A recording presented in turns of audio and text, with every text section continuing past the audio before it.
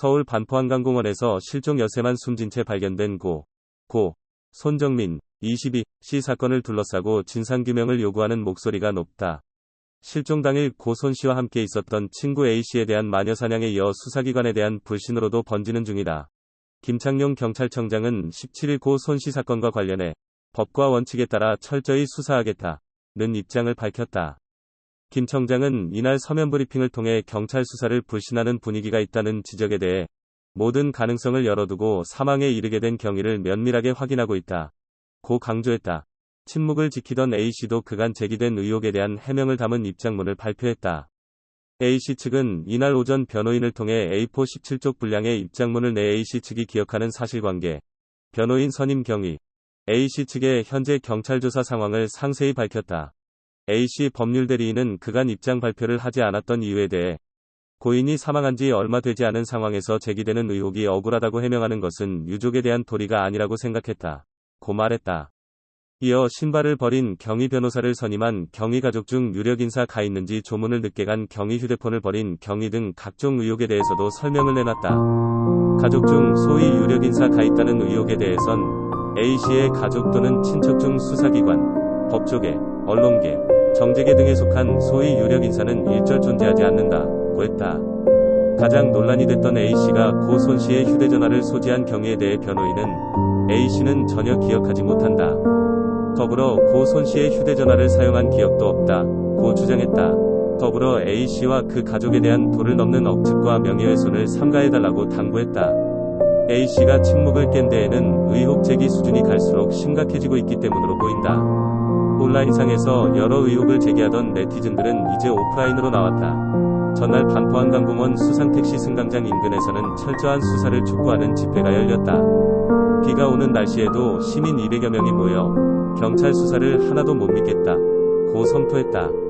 이들은 우리가 정민이 부모다 라고 외치며 경찰은 가진 자의 놀이개인가 40만 청원마저 은폐 거짓은 진실을 얻길 수 없다 등 문구가 적힌 피켓을 들었다.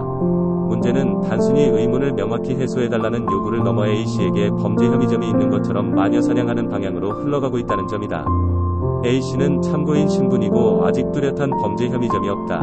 그러나 같은 날 집회에서는 A씨 실명을 언급하며 구속하라는 구호를 외치거나 애도하느라 바빠서 변호사부터 샀구나라는 피켓을 든 시민도 눈에 띄었다. 고 손 씨 사건이 언론을 통해 알려진 뒤 A씨는 비난 표적이 되었다. 가족과 본인의 이름과 얼굴이 모두 공개됐다. 고 손 씨 유족이 A씨에 제기한 의혹이 언론을 통해 매번 여과 없이 전달됐다. A씨의 행적이 충분히 의심스러운데 왜 경찰이 구속 수사하지 않냐는 게 집회 참가자들의 의견이다. 이러다 보니 A씨 배후에 유력 인사가 있어 사건이 무마된다는 음모론이 끊이지 않는다.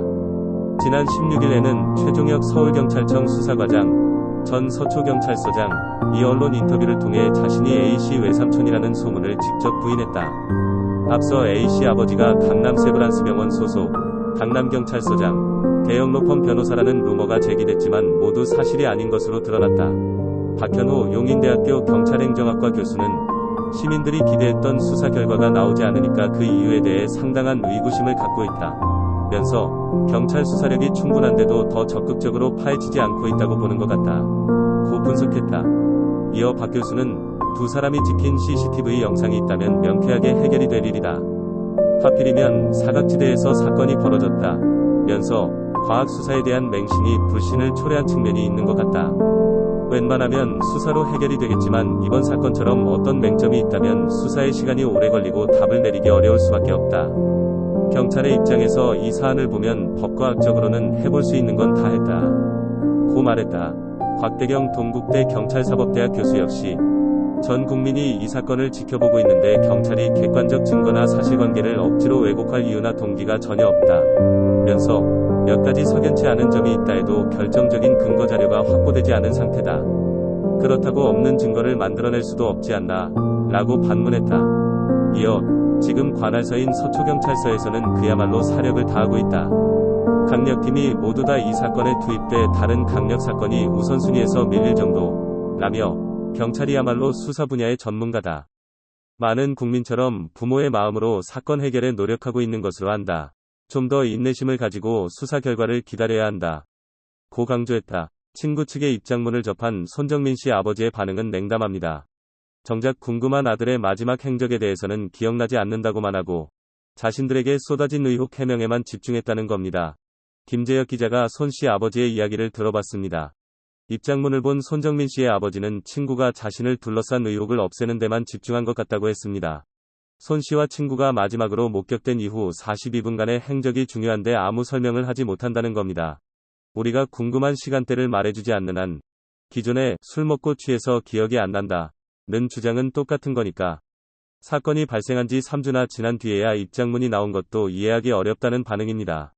또 아들이 실종 상태였을 때는 물론이고 숨진 채 발견된 뒤에도 친구 측으로부터 진정한 사과는 없었다고 했습니다. 이 일을 초래해서 모든 일의 발단이 되고 유족에게 바로 전화 안 한 거에 대해서 이렇게 될 때까지 사과한 적이 없어요.